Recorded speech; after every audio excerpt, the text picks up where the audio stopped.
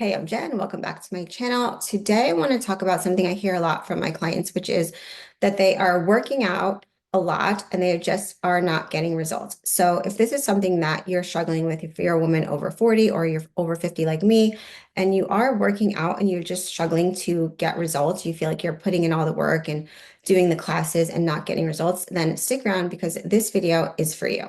So, who am I? Why should you listen to me? I'm Jen. I am a mom of three. I've owned a med spa for over 20 years, and I've been helping women feel and look their best on the outside. But I saw as they were aging, a lot of my clients were struggling with their bodies breaking down, with losing confidence. So it's something I really wanted to help with. I've been obsessed with fitness my whole life. I've been a personal trainer as well. I recently more got certified in functional aging as well as nutrition, so I could have a more well-rounded approach to helping my clients as they age so that they could age with confidence. So if this is something they're interested in, beauty tips, fitness tips, nutrition tips as you age to figure out why the things that you're doing maybe are not working, then please like and subscribe and let's get started. So obviously as we age, and I'm sure you know, you follow so many people online that our hormones are totally dropping, shifting. I do not do hormone replacement. And I've managed to maintain a lean body. So that's only a part of the puzzle. You know, if you're interested in going down the hormone replacement route, that's not something I've decided to do right now. But there are a lot of things that you can do and why your workouts maybe are not working. So there's a few things that I want to cover. But one is if you are doing like very hard workouts, so like Orange Theory or these F45 workouts, and you feel like you're exhausted and you're sweating and you know it's a good workout, but your body's just still not changing, then I want you to look at the activity that you do throughout the day. Because what I found is sometimes women will do their really hard workout and then they go to work and then at work like 8, 9, 10 hours a day. Then they go home and then they're taking care of the kids, but they're really just not getting a lot of movement. So there's something called NEAT, non-exercise thermogenesis activity. So it's all the calories that you're burning throughout the day. So if you're someone that fidgets a lot and moves around a lot, you tend to burn more calories, or you do burn more calories. But if you're someone that tends to just go to work and sit and not really move around throughout the day, or you do your one really hard workout and then you go home and you just are very sedentary, that's a huge, huge problem and why a lot of women are not seeing results. So in order to combat this, you have to really build movement into your everyday. So movement, it all really adds up more than that one workout that you're doing. So you cannot rely on a one workout a day method. And a lot of times women are only not even doing that one workout every single day. So that's even worse, right? So then the days that you don't do that hard workout, you are living a more sedentary lifestyle. So that means that you are not burning enough calories. You're not burning more calories than you're taking in, and you're not able to change your body composition. So what you need to do is build in the habits to build a more movement-based lifestyle. And this doesn't have to be overwhelming, and it doesn't mean actually more time in the gym. So let's break that down. So let's break down little ways that you can start to burn more calories and increase your movement throughout the day. Okay, so without it being overwhelming. So we're going to talk about, right, your movement. Okay, so not your one workout a day. All right, so we're going to call them movement snacks. All right, that's what I like to think of them as, movement snacks. Okay, so this would literally be like the old school park your car farther away situation. Take the stairs instead of the elevator. So these little bits of movement. If you have kids and you're waiting around a lot, can you park your car and just get a 5-minute walk?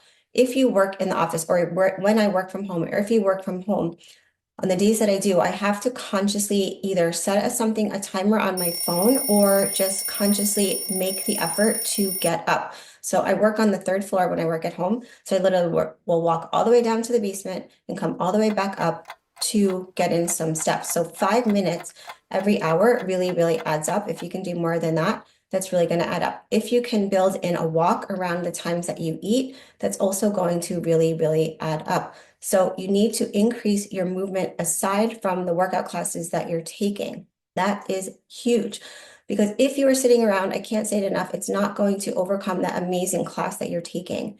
So secondly, that amazing class that you're taking might be too cardio focused, and it's also probably not, it's 100% not catered or customized to you individually. Okay, so those classes are amazing in if they help you because you out talking to a lot of people and your friends are in that class, but to actually change your body composition, it's very, very hard because the classes are very fast moving. Often they are not a high enough intensity level to burn fat as we get older.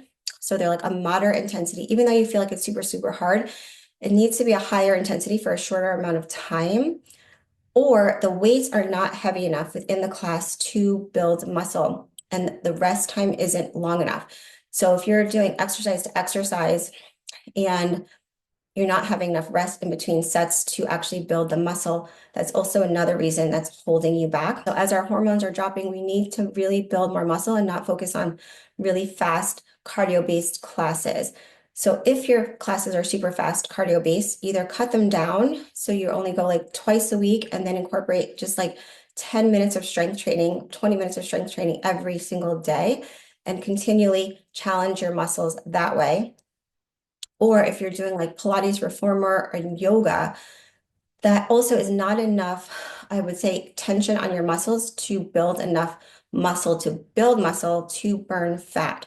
So, I'm certified in Pilates reformer. I know that just when I do Pilates reformer alone without additional strength training, it doesn't change my body composition in the way that I want it to. Now, there's always the outliers that will be amazing and be super lean that only do Pilates or yoga. But in general, if you go to Pilates and yoga, I can guarantee you 99% of the class doesn't have the body that they want to have. And then there's a reason for that.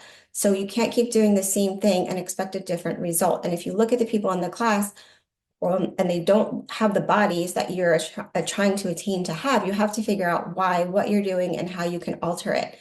And a lot of times, if you ask the people that have that body that you want, they're not only doing Pilates reformer, they're probably not only doing Orange Theory. They're also incorporating other things. And then obviously diet is a huge component, which I'll talk about in other videos as well. Just tweaking your diet around your workouts or the days that you work out can also make a huge, huge difference. The other thing I want to talk about, if you're doing high intensity classes, and the intensity not being high enough and you really, really love the classes, then I would say incorporating 2 days a week of something called sit training. Okay, so it's speed intensity training. So speed, but it doesn't have to be, it's speed or sprint. It actually is sprint, but a lot of my clients get intimidated by the word sprint. So I like to use speed because it doesn't have to physically be sprinting in like on a treadmill. So I like to use a rower. I actually will use kettlebell swings to do the sit training. And it's really a shorter amount of time. So do it super, super hard for a short amount of time. So as hard as you can do it, in a healthy way without hurting yourself. But obviously, the more in shape you are, if you're doing these classes, you're in pretty good shape. You want it to be pretty high intensity for a shorter amount of time. So a max of like 30 seconds. Um, so a max of 30 seconds and then rest up to like 1 to 2 minutes. It takes longer to get your heart rate completely down to like baseline to like in the blue zone if you're wearing a heart rate monitor, and then back up. And you would do that like 3 to 6 times. 6 is a lot, so I would start even with 3 times and just do that a couple days a week to start on top of your other classes that you're doing if you don't want to stop the classes, because you need to get a higher intensity for a shorter amount of time with a longer rest period. So I would say incorporate that and then incorporate strength training. Okay, strength aside from your classes, like 2 times a week. Okay, with a weight that's kind of challenging for you. So if you're not using weight and you're doing body weight, then maybe include bands or lower weights. If you've been using weights, the problem is a lot of times women will like go and always pick up the same weights that they've been doing the whole time, and your body's completely able to do that. And you need to challenge your body in order to get more results. So increase the weight a little bit or increase the number of sets that you're doing, but that will take more time. And if you are limited on time, it's easier to increase the weight a little bit or change the tempo of the weight. So if you want to keep the same weight, then maybe you can lift it at a slower range and then lower at a slower range so that your muscle is under tension longer. It's just another way to challenge your muscle and keep it from, getting acclimated to what you've been doing.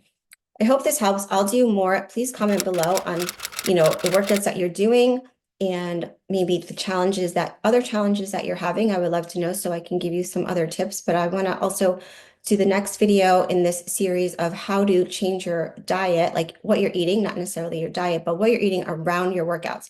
So on the days that you work out, you can really play with your proteins, fats, and carbs a little bit more than on the days that you're not working out. So that's also really, really important and looking at the broad picture. So this is really sustainable long term, and that you can, enjoy your adult beverages and enjoy desserts, but still start to see body composition changes if you do this in the right strategy. And if you love those classes that you're doing, then keep them in. But what you can, add to those so that you continue to see results as you age and not have that menopause belly and have a lean body that you want to have. So if you like this video, be sure to check this one out next. So like and subscribe if you like these videos. Please comment down below areas that you're struggling with or areas that you need more help in that you would like me to maybe make videos on. And I would be glad to do that. So see you in the next one.